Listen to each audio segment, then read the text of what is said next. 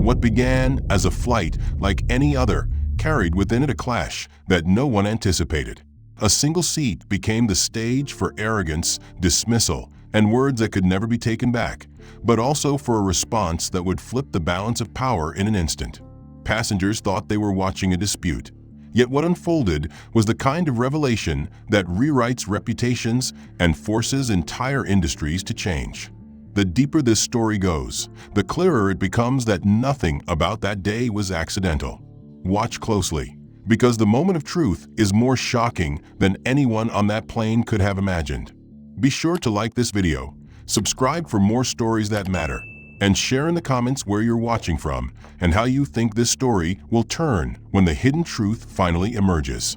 Deshaun Mercer stepped onto Atlantic Air Flight 762 with a practice comm, his leather backpack slung over one shoulder and his boarding pass tucked firmly in his hand. He had just finished 3 grueling days in New York, negotiating partnerships that could shift millions of dollars, and all he wanted was the quiet of his window seat, 2A, where he could close his eyes and let the drone of the engines drown out the exhaustion that pressed down on him. At 38, Deshaun had learned to carry himself with both composure and caution, aware of how the world perceived a black man in powerful spaces, aware of how easily assumptions could twist into accusations. As he made his way through the narrow aisle, he allowed himself a small breath of relief, the kind that came when the hard part was behind him and only a smooth flight home remained.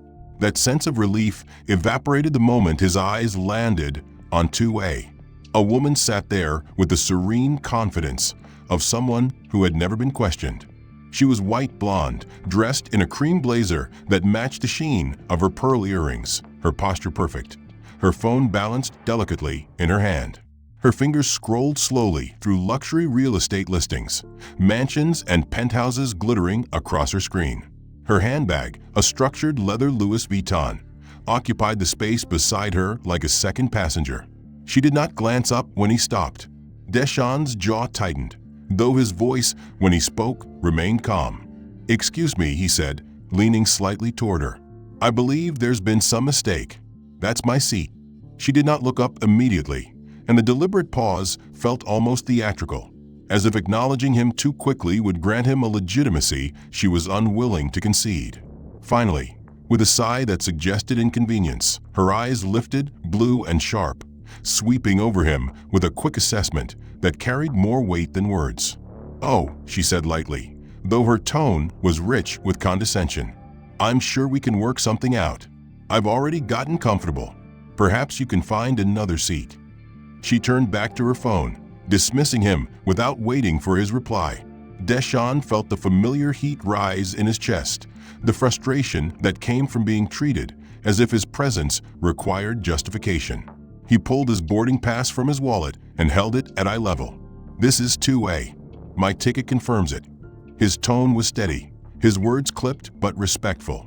He had no intention of giving her more ammunition. She flicked her eyes at the ticket, barely glancing before offering a thin smile. "Mistakes happen," she replied, her voice sugar-coated but firm. "I'm a Platinum Elite member. I specifically requested a window seat.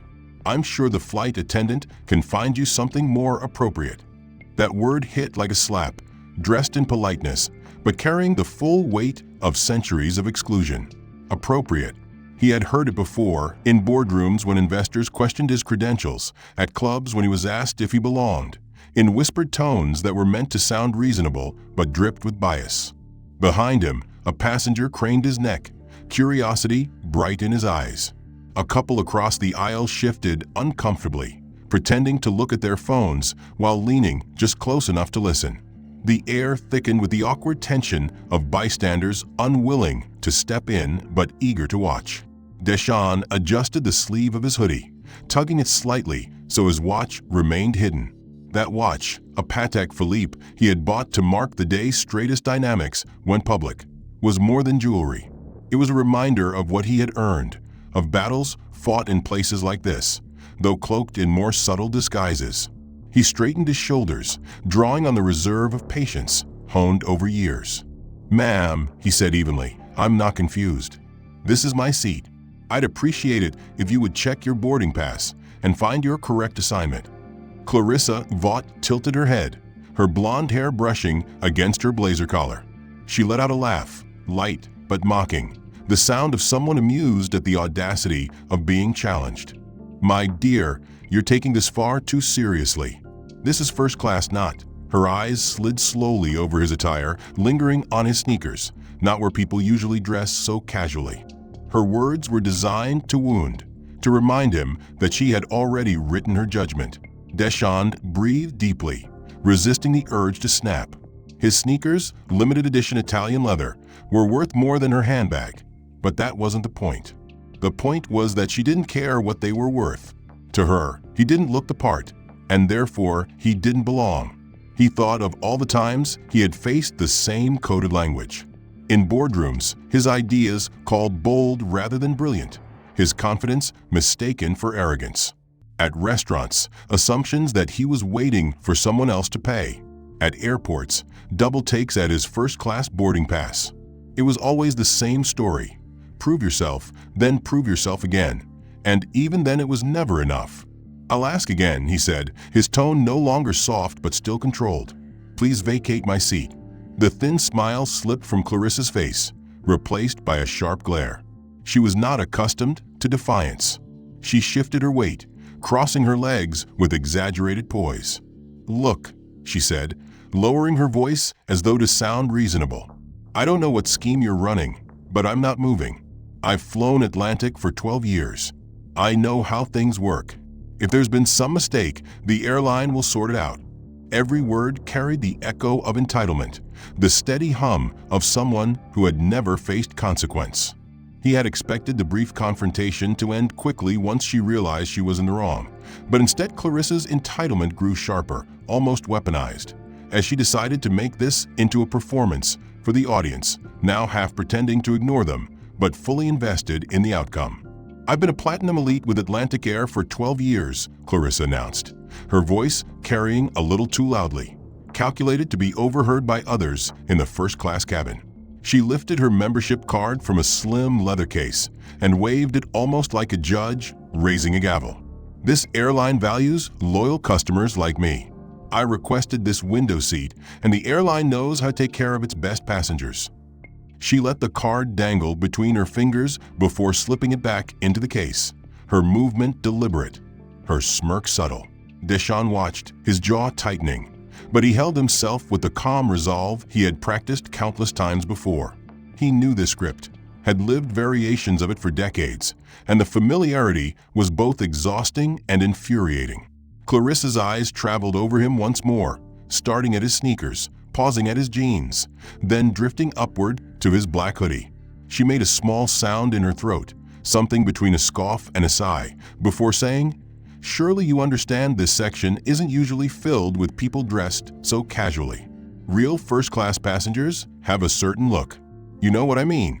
The last words landed heavy, like stones carefully placed to wound without appearing overtly hostile. Her smile remained, but her eyes betrayed the disdain behind it, the quiet cruelty of someone cloaked in confidence born of privilege.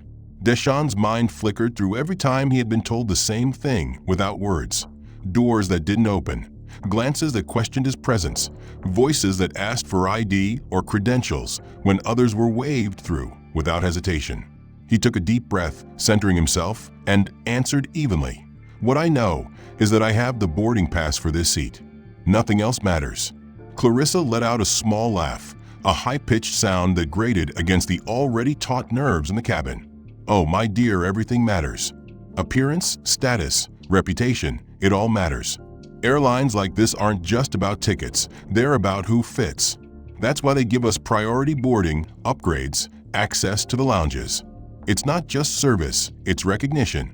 Her words dripped with certainty, with the smug knowledge that she believed the world was organized around people like her. Deschamps glanced around him briefly, catching sight of the reactions rippling through the cabin. A middle-aged man in a navy blazer muttered something under his breath to his companion, who nodded but kept his eyes down. A younger woman in a business suit furrowed her brow and shook her head, clearly uncomfortable but unwilling to intervene. And further back, a black couple sat upright, their faces tight with recognition. as though they had experienced this exact scenario themselves in another setting, another time. Deschamps knew he could easily end this by pulling rank, by revealing what Clarissa had no idea was true about him. But he also knew that timing mattered. He had learned long ago that exposing his power too soon would be seen as arrogance rather than justice, intimidation rather than defense. And so he remained composed, even as his patience was tested, even as Clarissa's words cut deeper with their precision. "I'm sure the flight attendant will find you something appropriate," Clarissa repeated, emphasizing the word again, savoring it, as if she were planting a flag to claim the space as hers. "And perhaps next time you'll know to request something different. Not every seat is meant for everyone." Her meaning was obvious, and the silence in the cabin after she spoke confirmed that the passengers had understood her as clearly as he had. Deschamps refused to flinch. His eyes stayed on hers, calm but unwavering, his presence alone challenging her narrative. "Every seat is meant for the person who purchased it," he said, his voice measured, but carrying enough strength to be heard by those around them. "This one is mine." Clarissa shifted in her seat, her smirk faltering for a moment before she quickly recovered. She crossed her legs again, the motion deliberate, and pulled her phone back into her hand. "We'll see what the crew says," she muttered, her tone dripping with the same superiority she had displayed since the beginning. Her eyes scanned the situation quickly. A white woman seated comfortably with her belongings spread out, and a black man standing firmly in the aisle, boarding pass still gripped in his hand. Her smile did not falter, but Deschamps noticed how her eyes softened when they landed on Clarissa and hardened slightly when they shifted to him. "Good afternoon," Brenna said brightly, the tone rehearsed from countless disputes over baggage and seat assignments. "How can I help you both today?" Clarissa leaned forward immediately, her voice carrying the polished cadence of an aggrieved customer who knew her words would carry weight. "Thank you for coming so quickly," she said, emphasizing her gratitude for the attendant's presence. "I'm Clarissa Wacth, Platinum Elite, and I specifically requested this window seat when I booked. But this gentleman here insists it belongs to him." She gestured toward Deschamps with a dismissive wave, her tone light but edged with accusation. Brenna turned to Deschamps with a smile that felt just slightly cooler, slightly more formal. "Sir, may I see your boarding pass?" Deschamps handed it over without hesitation, his voice calm but firm. "Of course. Here." Brenna studied it carefully, her brow furrowing just enough to show she had read the seat assignment. The boarding pass clearly showed Seat 2A, first class. There was no ambiguity, no error, no confusion. And yet Brenna hesitated. She glanced up at the seat number above Clarissa's head, then back at the boarding pass, then at Clarissa herself, still sitting comfortably with her phone in hand and her handbag planted like a marker of territory. "Well," Brenna said slowly, "it does appear that this seat is assigned to you, Mr. Mercer." She glanced quickly at the name, then back up at him. However, the pause stretched just a moment too long, and Deschamps felt the knot in his stomach tighten. He knew what was coming. He had heard it before in restaurants, in hotels, in workplaces, statements that began with confirmation of his legitimacy, but always ended with a request for him to yield. "However, Mrs. Wacth is already settled here," Brenna continued, her voice still soft, still friendly, but with a firmness that suggested she was already siding with convenience rather than fairness. "And as she mentioned, she is one of our most valued Platinum Elite members. Perhaps we could relocate you to another excellent seat in first class.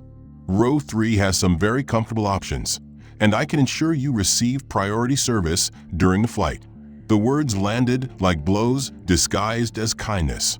Priority service, comfortable options, compensation for inconvenience.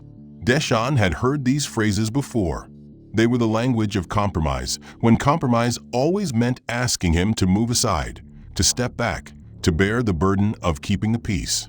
He felt the weight of eyes on him again, the passengers pretending to scroll through their phones, but listening intently. Clarissa leaned back in the seat with a satisfied expression, her lips curving into a smirk as though she had won something. "That sounds like a perfectly reasonable solution," she said, her voice ringing with triumph. "I'm already settled, and I do have very specific needs with connecting flights. I'm sure Mr. Mercer will understand." Her confidence in Brenna's support was total, and it was clear why. She had lived her entire life in spaces where authority figures reinforced her entitlement. Deshawn inhaled slowly, willing himself to stay calm. His boarding pass was proof. His presence was justified. But once again, he was being asked to bend, to compromise, to give up what was rightfully his because the comfort of someone else was deemed more important. He let his eyes drift briefly to the black couple in row 4. Their expressions were tight, their jaws clenched, and their eyes carried something more than discomfort. They carried recognition, the weary acknowledgement of people who had lived the same dynamic too many times. Brenna waited expectantly, her professional smile frozen in place. Her tone softened further, as though she were soothing a child rather than speaking to a paying passenger. "Sir, I know it's inconvenient, but these things do happen occasionally. We always try to find solutions that work best for everyone. And this way, you'll still be in first class, still receive excellent service, and we can all get on our way without further delay." The sting burned deep. Deshawn heard her words, but also what lay beneath them. It was easier for her to move him than to confront Clarissa's entitlement. It was easier to ask the black man to yield than to tell the white woman she was wrong. He felt his phone buzz in his pocket, likely his assistant checking in about upcoming calls. But he ignored it. All that mattered now was this moment.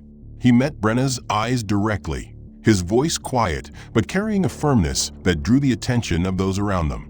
"What exactly are you suggesting?" Brenna's smile faltered slightly, a crack in the polished mask.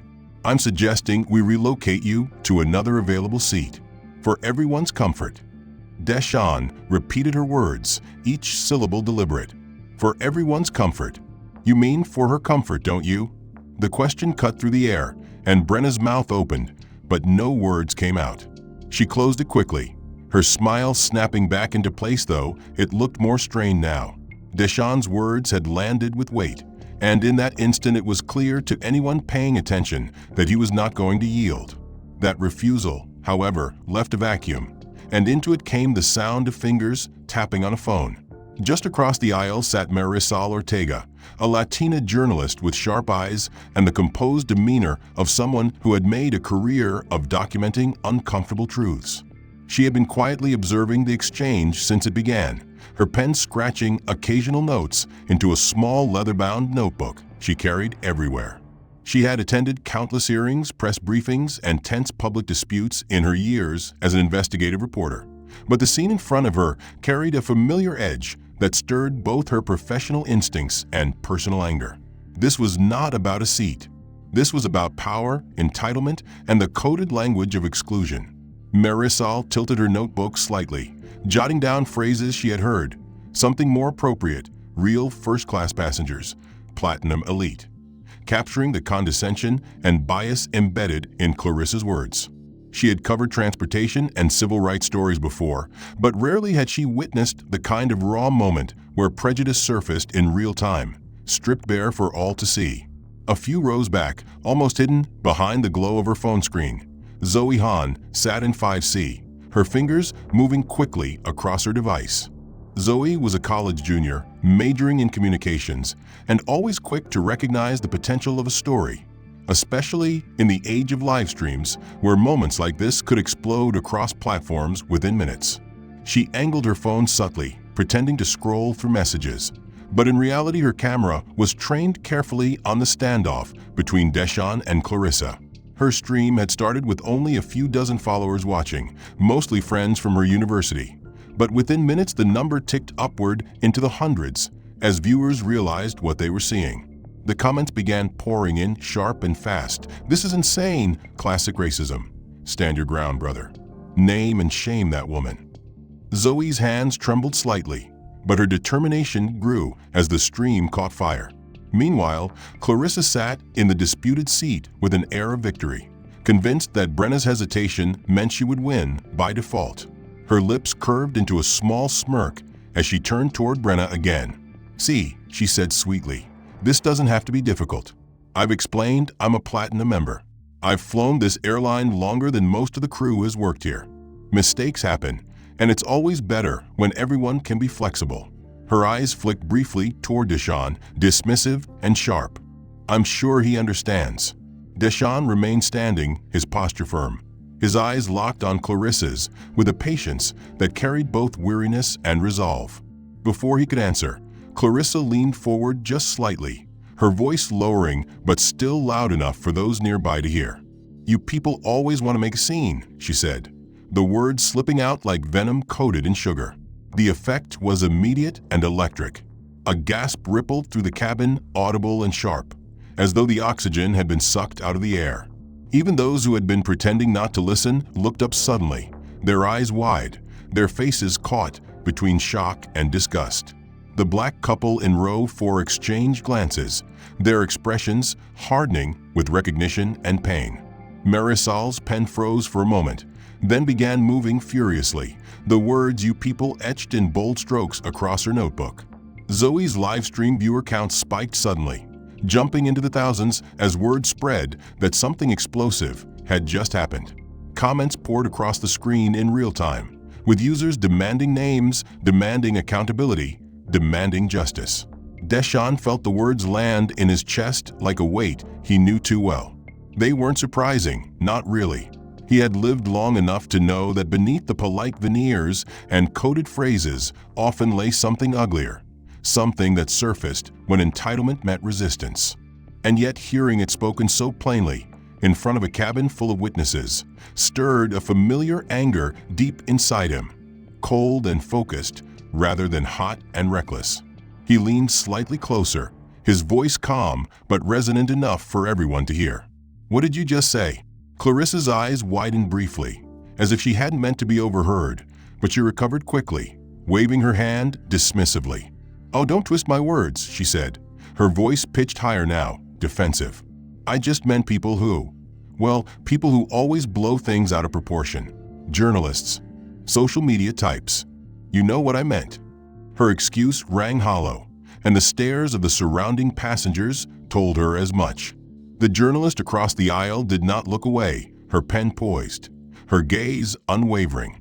The student further back continued streaming, the red glow of her phone camera undeniable evidence that whatever Clarissa said now would be documented, replayed, and scrutinized by thousands. Brenna Lowell shifted uncomfortably, the weight of the situation suddenly heavier than the script she had been trained to follow. She opened her mouth as though to intervene, but the moment had already passed beyond her control. Deshawn drew a slow breath, steadying himself, then said in a voice quieter than before but sharper, more cutting, "If you're not a racist, you're doing an excellent impression of one." The words cut through the cabin, and for the first time Clarissa's smirk faltered, replaced by a flush of red creeping up her neck. She looked around quickly, as though expecting the passengers to rally to her defense, but instead she was met with silent stares, some hostile, others appalled, none supportive. For the first time, she seemed to realize that the audience she had courted with her entitlement was not on her side. Her retreat down the aisle left the space heavy with expectation.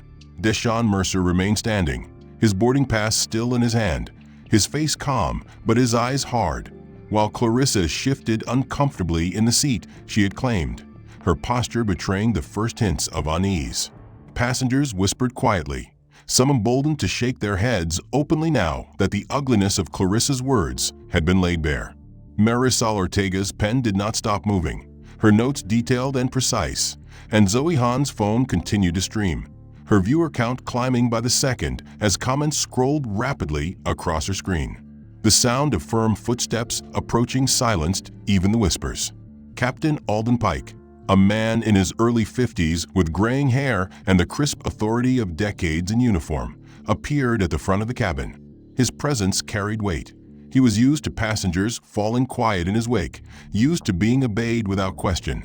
And he scanned the scene with the weariness of someone who believed he had seen it all before. Brenna spoke quickly, explaining in a low voice, but Clarissa interrupted loudly, her tone laced with indignation and relief.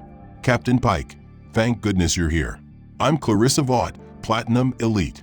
There's been some sort of error, and this gentleman is making a scene about a seat mix-up. I've already explained that I specifically requested this window seat. Surely we can resolve this quickly." She leaned back as though confident that the weight of authority would tip instantly in her favor. Deschamps did not move, his posture tall and unyielding, his voice calm, but carrying enough steel to command attention. "Captain, this is my boarding pass. It says seat 2A. Mrs. Wacth is sitting here without a boarding pass for this seat and has refused to move despite being asked multiple times." He held out the slip of paper, daring the captain to ignore the evidence. Pike took the boarding pass, his eyes flicking over the assignment, then up to the seat number above Clarissa's head. There was no ambiguity. Yet when he looked back at Deschamps, there was hesitation, and his voice, though authoritative, was measured in a way that betrayed the calculation behind it. "Mr. Mercer, I can see that this is indeed your seat," Pike said, his words slow, almost reluctant. "But sometimes in these situations, flexibility is required. Mrs. Wacth is a long-standing Platinum member, and she is already settled. We can certainly find you another comfortable seat in first class. I'm sure we can find an arrangement that satisfies everyone without unnecessary delay." The words landed with a sting Deschamps had already anticipated, a sting sharper now because it came from the highest authority on the aircraft. Around them, a collective murmur rose, some passengers shaking their heads in disbelief, others lowering their eyes, unwilling to confront what they were witnessing. Clarissa's smirk returned, her confidence bolstered once again by the deference she had expected all along. "Thank you, Captain," she said warmly. "I knew you'd understand. I do have connecting flights, and it's important that these matters be handled smoothly. I'm sure Mr. Mercer will be reasonable about this." Her tone made the word reasonable sound like a weapon, a challenge, and Deschamps felt the familiar weight press against him, the demand that he be the one to sacrifice, to yield, to protect the comfort of others at the cost of his own dignity.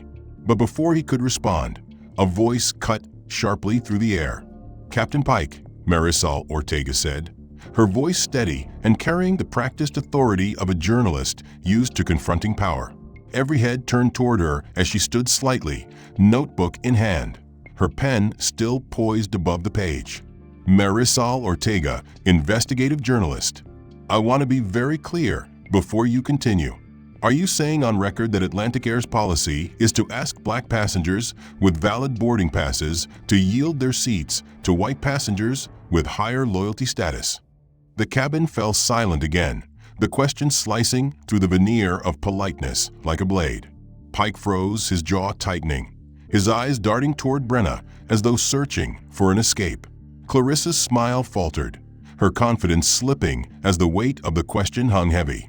Zoe tilted her phone deliberately so that the entire confrontation was captured, her streamed comments exploding with support for Marisol's intervention. Deschamps turned slightly, meeting Marisol's gaze, gratitude flashing briefly in his eyes before he returned his focus to the captain. Pike cleared his throat, his voice more careful now, his authority tempered by the realization that every word could be scrutinized. "That's not what I'm saying," he replied, though his tone lacked the conviction he was used to projecting. "I'm simply trying to resolve a conflict quickly and ensure the comfort of all our passengers." Marisol's pen scratched across the page, her expression unyielding. "Comfort for whom, Captain?" she asked crisply. "For the white woman who took a seat she did not pay for, or for the black man who is simply asking to sit in the seat assigned to him? Because your language suggests that fairness is less important than appeasing certain customers."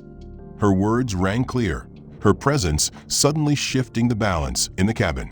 Several passengers nodded subtly, some even murmuring their agreement, and the tension that had felt so one-sided began to tilt.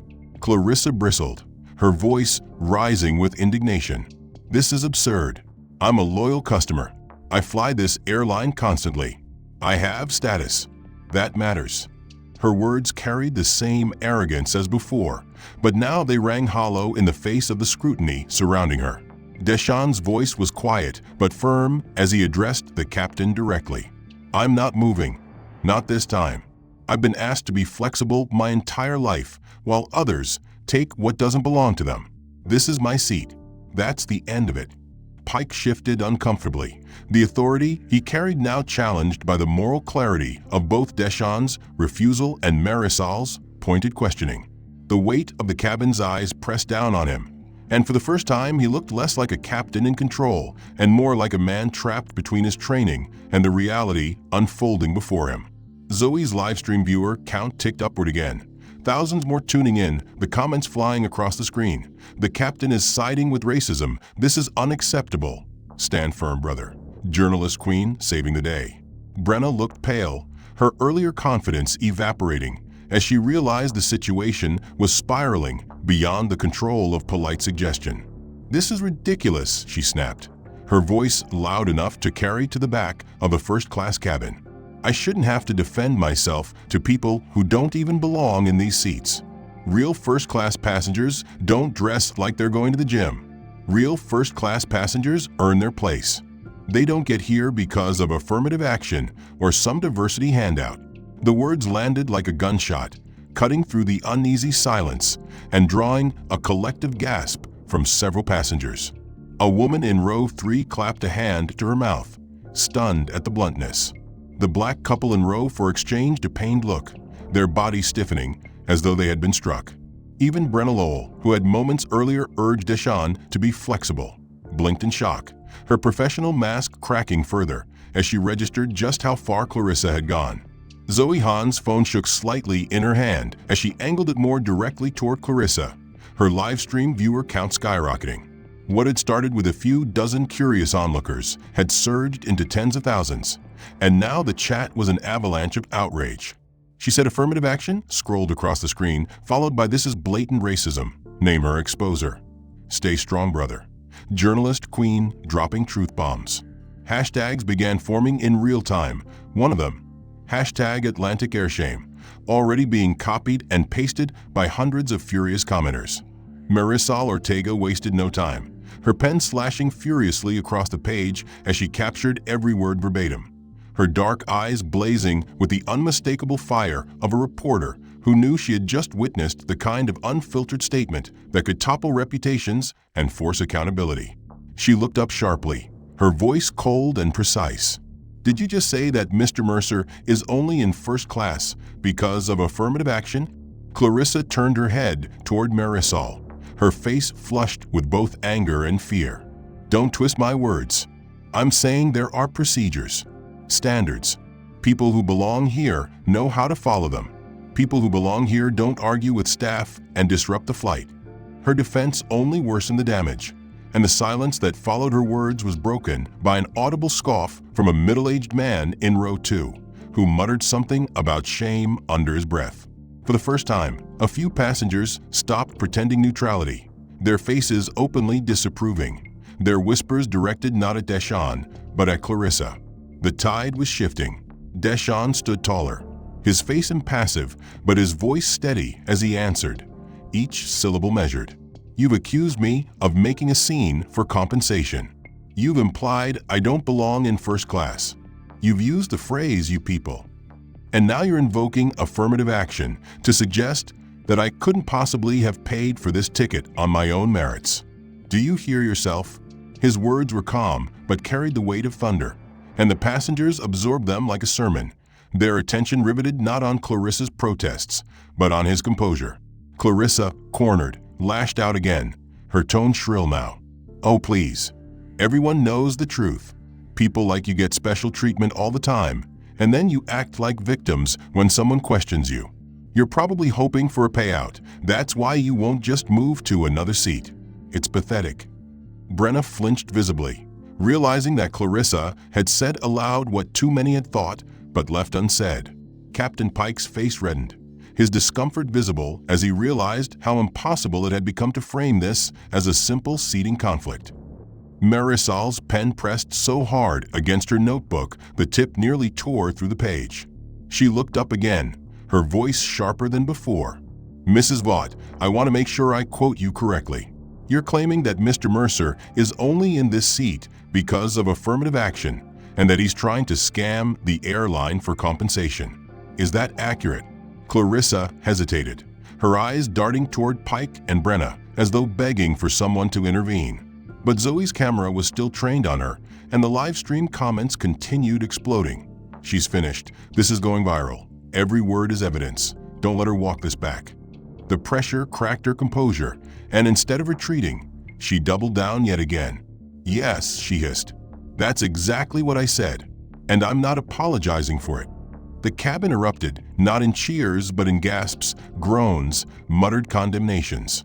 A man in row 6 spoke aloud, his voice carrying enough for everyone to hear. "This is disgusting." A woman in row 3 shook her head and said softly to no one in particular, "I can't believe this is happening in 2025.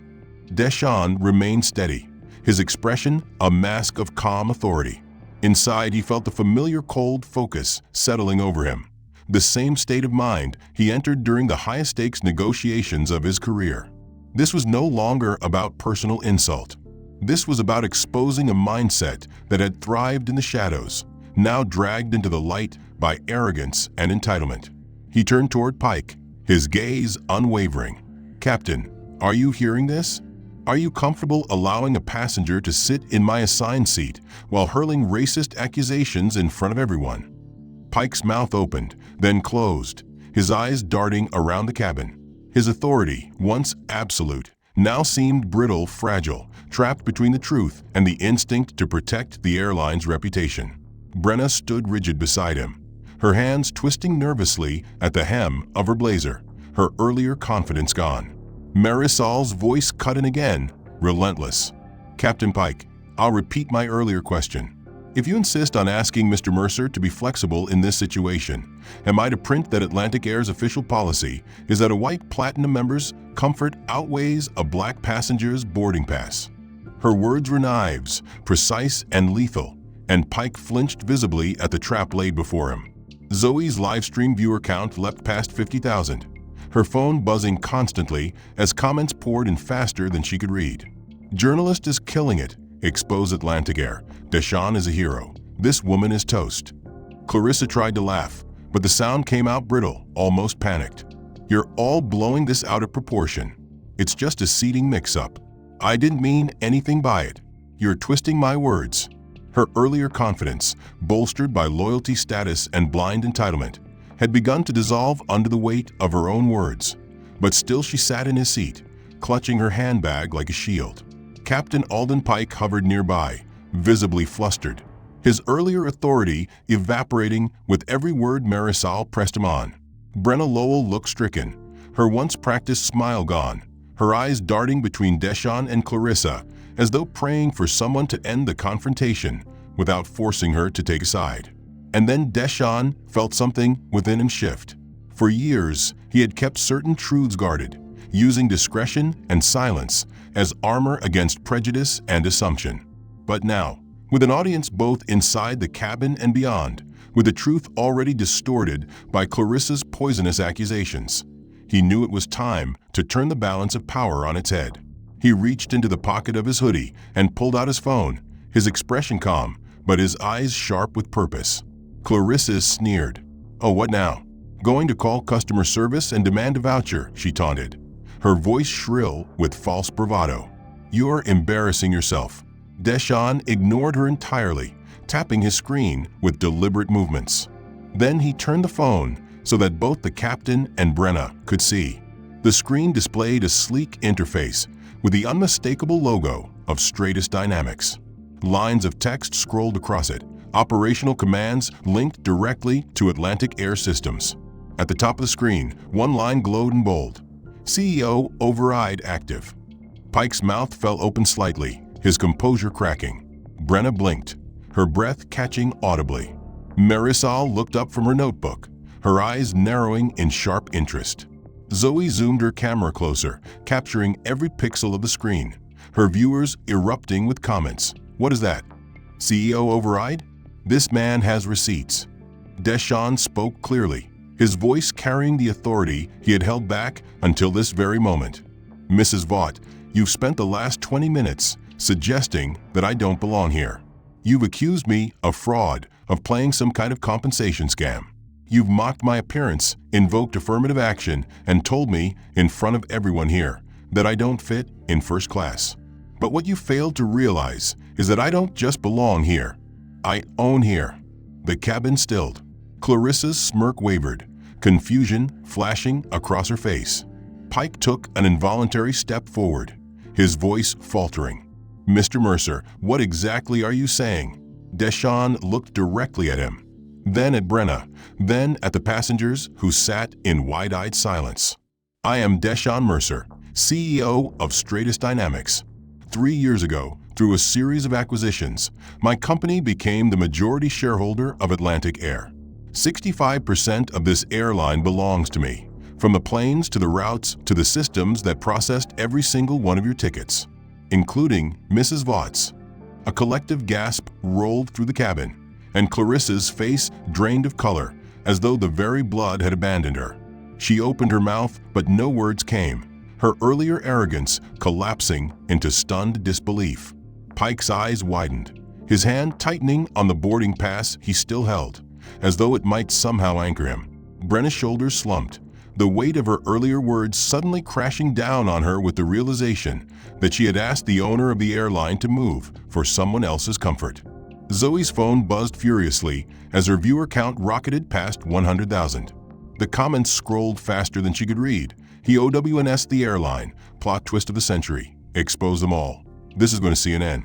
Marisol closed her notebook with a snap, her expression unreadable. But inside, she was already framing the headline. Airline CEO faces racism on his own plane. Deshawn let the silence settle for a moment longer before speaking again, his voice steady and calm, but edged with iron. "Mrs. Wacth, you told me I didn't belong in first class. But the truth is, you don't belong in this seat. And the only reason you're still here is because others were too afraid to confront your entitlement. That ends now." Clarissa stammered, her words collapsing over themselves. I didn't know. I didn't mean. Mr. Mercer, please, But Deshawn cut her off with a simple raised hand. "That's exactly the problem," he said quietly. "You didn't know who I was, so you assumed I was nobody. But even if I weren't the CEO of this airline, I would still deserve the respect you denied me. This isn't about my title. It's about my humanity." The words struck like a gavel, final and undeniable. Passengers shifted in their seats, many nodding subtly, some openly glaring at Clarissa now, their earlier silence transforming into visible disapproval. Pike finally found his voice, though it shook slightly. "Mr. Mercer, I had no idea." "Of course you didn't," Deshawn interrupted smoothly. "Because you didn't look at me as a customer with rights. You looked at me as the easiest solution to make the problem disappear. You chose convenience over fairness. And now, Captain, the world is watching."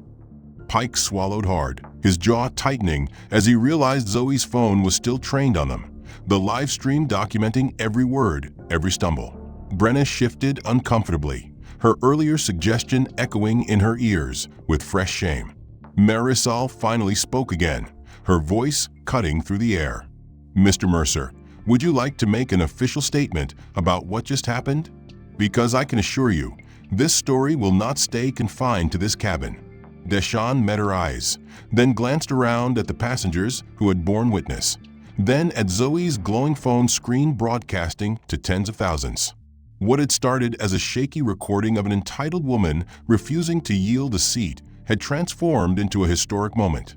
The CEO of Stratus Dynamics, majority owner of Atlantic Air, confronting discrimination on his own airline in real time. The comments exploded across Zoe's screen. "This is history. Justice live on camera. Expose the crew too. Never flying Atlantic again unless they fix this." Hashtags formed and trended instantly. Hashtag Atlantic Airshame. Hashtag CEO Stand Up. Hashtag Flight for Justice. The collective outrage of hundreds of thousands of strangers coalesced into a force more powerful than any single confrontation, and passengers within the cabin could sense the shift as the invisible world beyond their plane fused with the drama unfolding inside. Marisol Ortega, who had been jotting notes with relentless precision, now leaned forward, her pen resting momentarily as she raised her voice for all to hear. "Mr. Mercer, earlier Captain Pike, suggested you should be flexible for Mrs. Wacth's comfort. Brenna Lowell implied the same. Now that you've revealed your ownership, what will Atlantic Air's official response be? Because what we've witnessed here today is systemic bias, not a simple seating dispute. Pike winced, his jaw tight, the authority of his uniform undercut by the stark truth of her words. Brenna shifted uncomfortably, her face pale, as she realized her earlier suggestion would be dissected not just in a cabin of 100 passengers, but in millions of living rooms, offices, and newsrooms around the world. Clarissa Wacth sat rigidly in seat 2A, her earlier smirk long gone, her hands trembling against her designer handbag. Her voice caught in her throat as her entire world of inherited privilege seemed to implode around her. Deshawn inhaled deeply, his presence commanding without needing to raise his voice. He spoke clearly, deliberately, his tone carrying the cadence of leadership forged through years of high-stakes decisions. Atlantic Air's official response begins here. Effective immediately, Captain Pike and Flight Attendant Lowell are suspended pending a full investigation. A comprehensive anti-discrimination protocol will be implemented across every route, and every employee in customer-facing positions will undergo mandatory training. Furthermore, all discrimination complaints from the last 5 years will be audited, and the results will be made public. His words reverberated across the cabin, and a low murmur of astonishment spread among the passengers. Some nodded in approval, others whispered to one another, and many simply sat stunned at the clarity with which he asserted his authority. Pike opened his mouth, his protest ready, but the glance Deshawn leveled at him silenced him instantly. The captain, who had once carried unchallenged authority, now looked like a man summoned to answer for his failures, his power crumbling beneath the reality that his every hesitation had been documented. Brenna's eyes filled with tears, her lips parting as though to apologize. But no apology could erase the image of her suggesting the black passenger move for convenience. Deshawn's attention shifted back to Clarissa, whose face was ashen, her earlier flush replaced by pallor, her arrogance by fear. "Mrs. Wacth," he said, his tone even but implacable, "you will receive notice from Atlantic Air's legal team. You are permanently banned from flying on this airline. Your platinum status is revoked effective immediately. And I strongly suggest you consider what today has revealed, not about me, but about you." Clarissa tried to speak, her lips trembling, but no words came. The realization that her casual cruelty had been broadcast to hundreds of thousands of viewers sank into her bones. She had walked onto this plane expecting to be treated with the reverence she had always demanded, only to discover that her name would forever be synonymous with humiliation, bias, and disgrace. Zoe's phone screen flashed again as the viewer count passed 200,000. "She's banned," scrolled across the chat, followed by accountability in real time. "This is a turning point. Atlantic Air must change forever." The digital crowd roared louder than the hum of the engines, louder than the whispers of the passengers, louder than Clarissa's feeble attempts to deny what she had said. Marisol Ortega pressed further, her voice sharp and deliberate. "Mr. Mercer, do you intend to limit these changes to Atlantic Air, or will Stratus Dynamics use its influence over other airlines that rely on your reservation software?" Deshawn turned toward her, his expression steady, his eyes fierce with conviction. "Every airline that uses our systems will face the same standards. If they want to use Stratus Dynamics technology, they will adopt anti-discrimination protocols, or they can find new providers. The days of treating civil rights violations as customer service issues are over." A collective gasp echoed through the cabin again as the implications settled in. He was not just changing one airline. He was threatening to change an entire industry. Pike closed his eyes briefly, knowing that history was being written in front of him and that his name would be a footnote not of leadership, but of failure. Brenna's hands twisted in front of her as though wringing an invisible cloth, her training useless against the clarity of Deshawn's words. Clarissa sat frozen, the ban already echoing across Zoe's stream, her reputation collapsing into ashes. Marisol wrote furiously again, the headline forming clearly in her mind. "Airline CEO enforces zero tolerance after facing racism on his own flight." Major news outlets were already embedding the stream, CNN running a banner that read "Live. CEO faces racism on his own airline," while MSNBC pushed an alert. Atlantic Air confronted by its own owner mid-flight. Social media trended with hashtags that fused outrage and solidarity. Hashtag Flight for Justice. Hashtag CEO Stand Up. Hashtag Atlantic Air Shame. Inside the cabin, the air felt electric, each breath charged with the awareness that history was being made in real time. Marisol Ortega stood from her seat now, no longer just a silent journalist taking notes, but a visible presence, her press badge glinting under the overhead lights. She raised her notebook slightly, her voice measured, but clear enough for Zoe's camera to pick up. Mr. Mercer, you've announced suspensions, a 5-year audit, and mandatory anti-discrimination training. But you've also hinted at industry-wide change. Can you clarify? Are you prepared to leverage Stratus Dynamics' near monopoly over airline reservation systems to force these reforms across the entire aviation industry?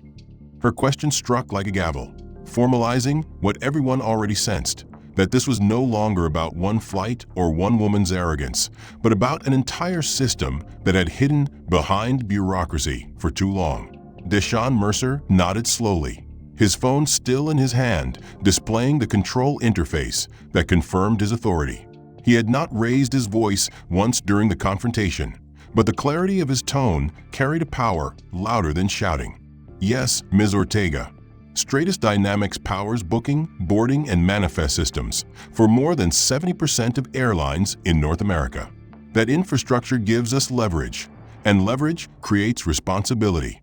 Beginning this quarter, our systems will include mandatory bias detection protocols, transparent complaint tracking, and executive-level review of all discrimination reports. Airlines that choose to reject these measures are free to find new providers. But let me be clear, they will not find one capable of replacing Stratus Dynamics in less than 3 to 5 years. Which means the industry will change because the world is watching. The silence that followed his words was not disbelief, but awe. Passengers who moments earlier had tried to remain invisible now leaned forward, nodding, some even whispering support. Brenna Lowell looked stricken, her earlier words about flexibility replaying in her mind like a sentence carved in stone, knowing they would be dissected in newsrooms and classrooms as examples of systemic bias in action. Captain Alden Pike's hands clenched at his sides, his uniform suddenly a symbol not of authority, but of complicity. Clarissa Wacth sat crumpled in the seat she had once defended with arrogance, her pale face streaked with tears that smeared her expensive makeup. She had become a pariah in real time, her name already trending not as a successful socialite, but as a symbol of entitled prejudice exposed before a global audience. Zoe's comments scrolled like wildfire. He's changing everything. This is bigger than one flight. Industry-wide reform is coming. Clarissa is finished. We're watching history.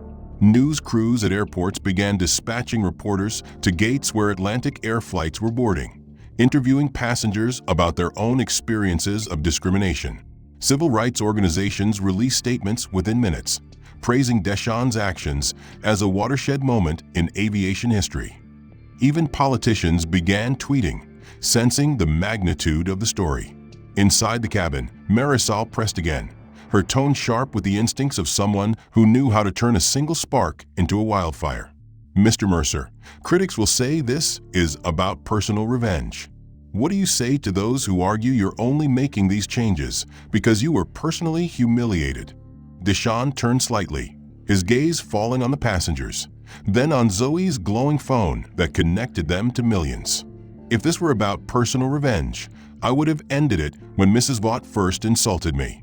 I would have revealed who I was immediately. But I waited. I waited because I needed the world to see what happens when ordinary people face discrimination without power or titles to protect them. The truth is, if I had been anyone else, if I didn't own this airline, I would have been asked to move, to compromise, to give up my dignity for someone else's comfort. And that is the reality too many face every day. This isn't about revenge.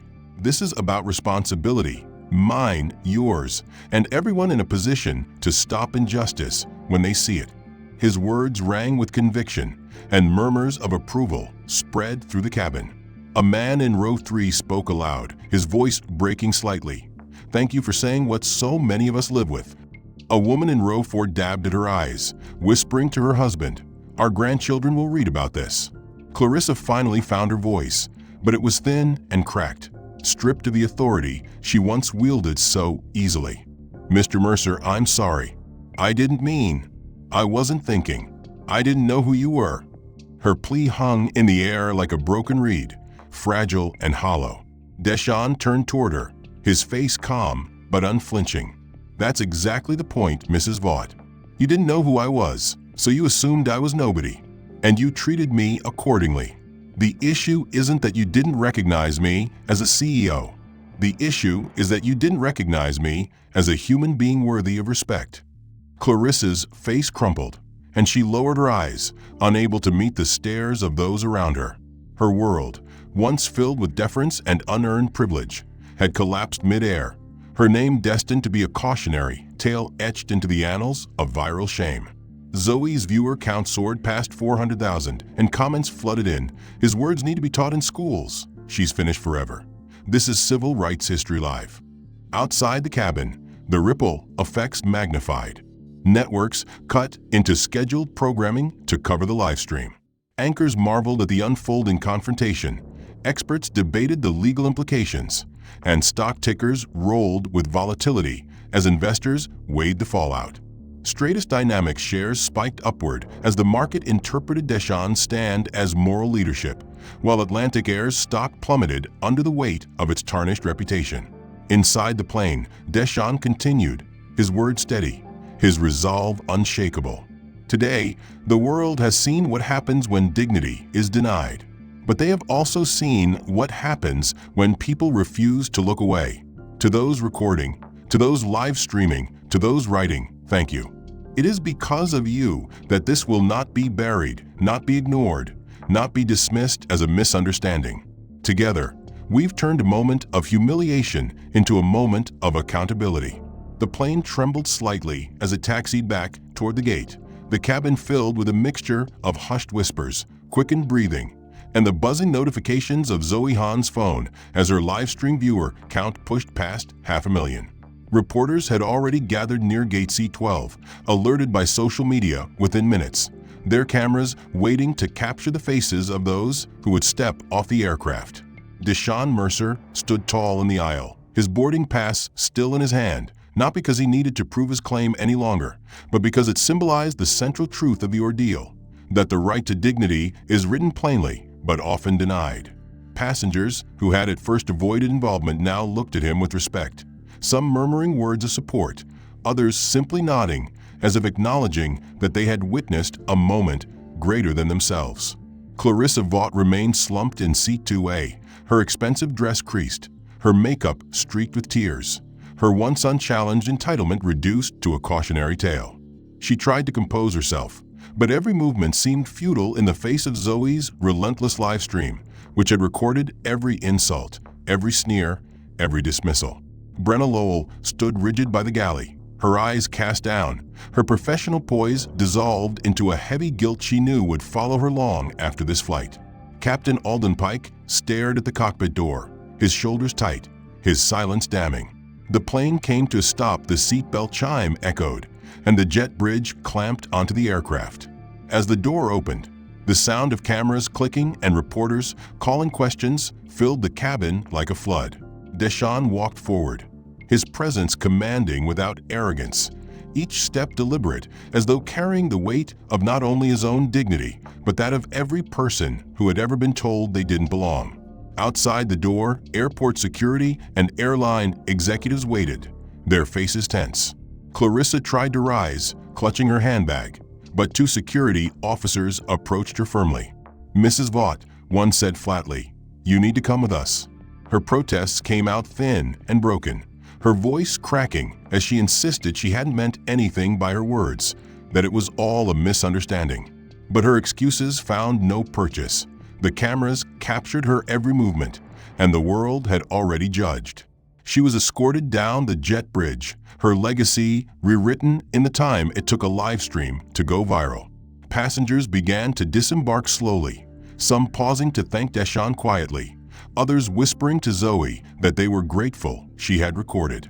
Marisol Ortega stepped beside him, her notebook in hand, her voice low but intense. "Mr. Mercer, you know this is more than a headline.